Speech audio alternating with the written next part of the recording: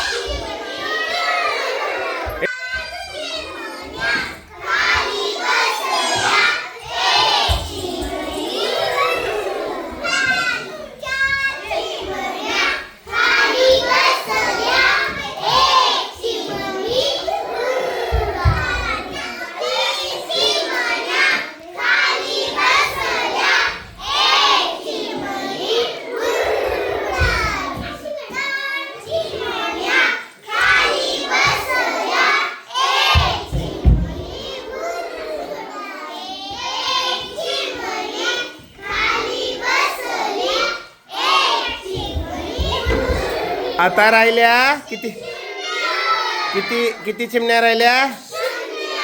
0 म्हणजे काहीच नाही. Okay, good.